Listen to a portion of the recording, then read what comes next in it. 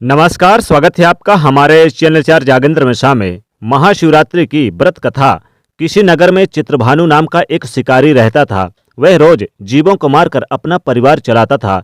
एक समय चतुर्दशी के दिन वह शिकार के लिए जंगल में गया, पर उस दिन उसे कोई भी जानवर नहीं मिला।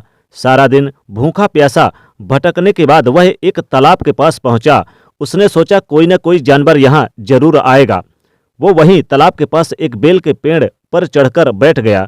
उस बेल के पेड़ के नीचे एक शिवलिंग स्थापित था, जो नीचे गिरे बेलपत्रों से ढक गया था। जब वो शिकारी पेड़ पर चढ़ गया तो अपने लिए जगह बनाने के लिए उसने कुछ बेलपत्रों को नीचे फेंका, जो शिवलिंग पर चढ़ गए।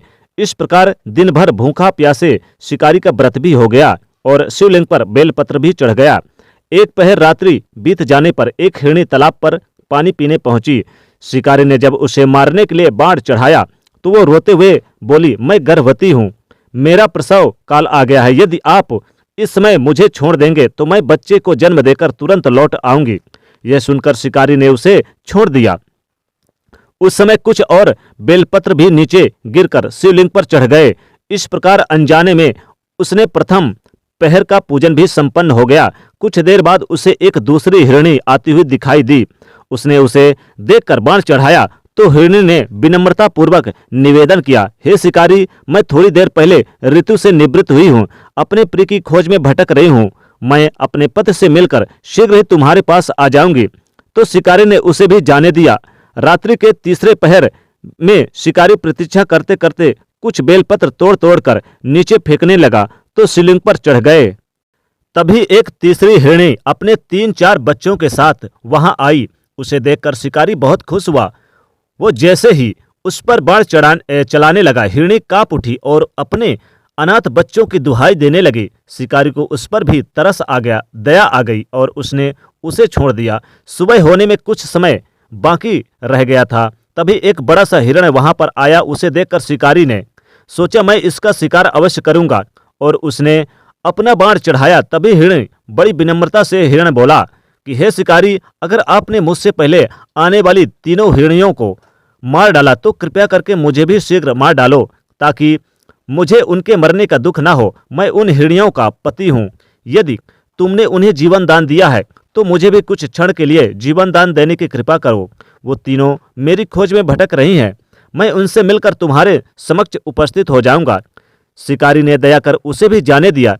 सुबह होते ही शिकारी पेड़ से नीचे उतर गया। उतरते समय कुछ और बेलपत्र शिकारी के हाथों से यानी कि धक्के लगने से बेलपत्र के पेड़ से गिरकर शिवलिंग पर चढ़ गए। इस प्रकार उपवास, रात्रि जागरण तथा शिवलिंग पर बेलपत्र चढ़ाने से अनजाने में ही पर शिवरात्रि की पूजा पूर्ण हो गई, जिससे प्रसन्न होकर महादेव भोलेनाथ शिवजी ने उसके हृदय को निर्मल और पवित्र बना दिया। कुछ समय बीत जाने के बाद हिरण अपने परिवार के साथ वहां पर आया, परंतु शिकारी ने उन्हें जीवन दान दे दिया। शिकारी का दया भाव देखकर शिवजी बहुत प्रसन्न हुए और उन्होंने उन सबको अपने लोक बुला लिया। इसी प्रकार से अनजाने में ही सही महाशिवरात्रि के व्रत का पालन करने पर शिकारी को मोक्ष की प्राप्ति हुई। दोस्तों, जो भी महाशिवरात्रि का सच्चे मन से व्रत करता है और व्रत कथा सुनता है, या कोई भी गलत काम नहीं करता, भगवान शिव उसे मोक्ष प्रदान करते हैं। जी हाँ दोस्तों, महाशिवरात्रि का यह पावन व्रत कथा बहुत ही मोक्ष देने वाला होता है। और इस दिन यानी कि अगर आप व्रत कथा सुनते हैं तो आपको अनजाने में ही सही बहुत विशेष लाभ होता है। इस दिन भगवान भोलेनाथ को बेलपत्र और 1 लोटा जल जरूर चढ़ाइएगा। तो दोस्तों, ये थी महाशिवरात्रि का पावन व्रत कथा कहानी। इसके सुनने मात्र से ही सारे पाप कष्ट दूर हो जाते हैं। जी हाँ दोस्तों, तो दोस्तों, महादेव की कृपा प्राप्त करने के लिए आप एक लाइक और इसे ज़्यादा से ज़्यादा शेयर करिए और चैनल को सब्सक्राइब करिए। हर हर महादेव।